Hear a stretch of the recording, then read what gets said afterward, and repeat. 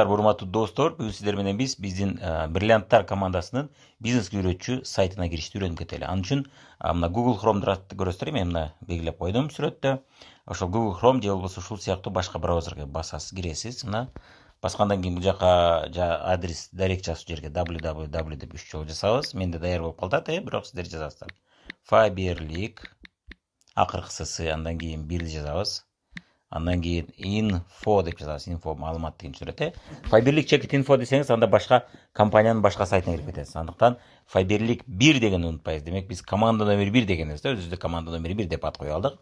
Бриллианттар командасы. Так, инфону бастык, мына кирип атат сайтка. Бул жака логин пароль жазыш керек болот. Логин өз бизде меники даяр болгондуктан өз сунуш кылат. ТВ деп жазабыз. Логин парольду сиздер дайым өзүңүздүн наставниктериңизден алсаңыздар болот, директоруңуздардан.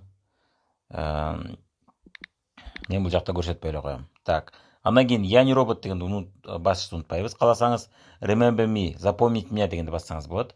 Я не робот деген роботтор, жандай хакерлердин роботтору кирип кетпеш үчүн ушундай я не роботту бастырат да, сөзсүз түрдө.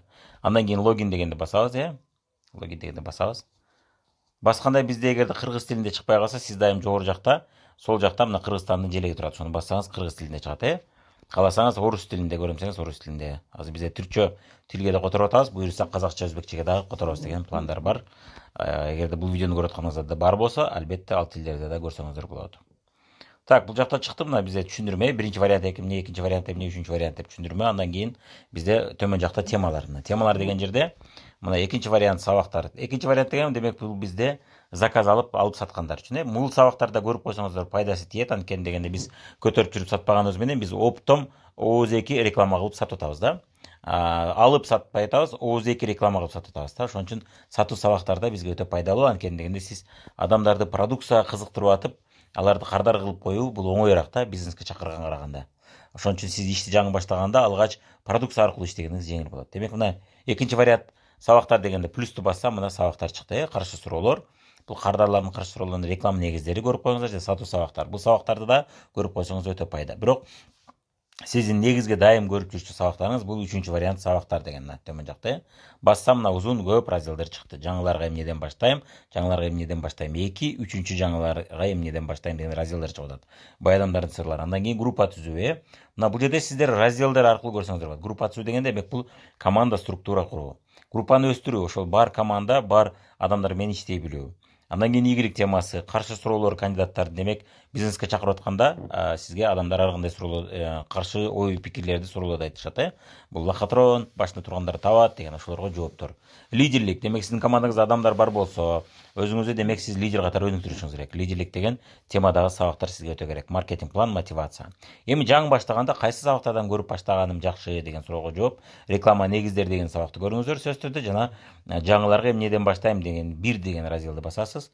Ушул биринчи разделдеги 15 видео же 16 сабак видеону көрүп чыгасыз. Андан кийин аларды көрүпкөндөн кийин экинчи жаңыларга эмнеден баштайм деген экинчи разделди көрүп баштайсыз. Так, менде интернет катып, мына кетти, мына биринчи сабагыбыз, жаңыларга эмнеден баштайм. Кетти. Андан кийин жаңыларга эмнеден баштайм деген разделдеги экинчи сабагыбыз, акча кайдан жана качан. Моралдык даярдоо, жок деген жоопторду угуп атып ийгилик жаратуу. Андан кийин реклама негиздери. Ийгилик жолунда убакыт жетпей атса деп ушул сабактарды көрөбүз. Андан кийин буларды көрүпкөндөн кийин бул жакта экинчи бөлүк турат, мына 2, 3, 4 деп турат мына. 2-ни бассак, буларды көрүпкөндөн кийинки 15-16 сабактын кийинки 4 сабагы чыгат. Ошентип 4 сабактан көрүп разделдерди, 5 сабактан экен. 5 сабактан көрүп кийинки разделдеги сабактарды көрүп жүрүп үйрөнө бересиз.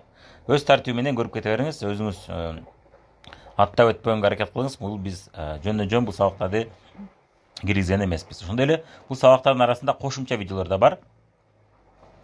Аларды да көрүп койсоңуз эч зыян тийбейт. Мына сатпастан сатуу, кантип жеке 50 балыңызды жазсаңыз болот, группаңызда сооданы көтөрүү үчүн продукция боюнча видеолор мына. Маркетинг план кошумча, экинчи сабагыбыз маркетинг план боюнча.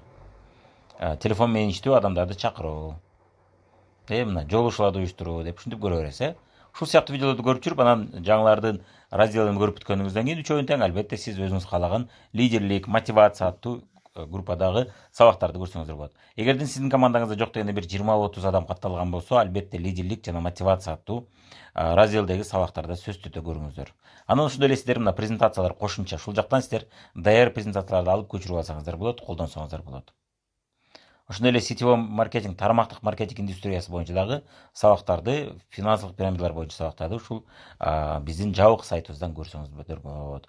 Бул жердеги сабактардын дээрлик баары тең, эч качан зыян эмес жана ашыкча болбойт. Буларды көрсөңүз сиздер дайым профессионалдуу көз карашта болосуздар, профессионалдуу көз караш менен иштейсиздер.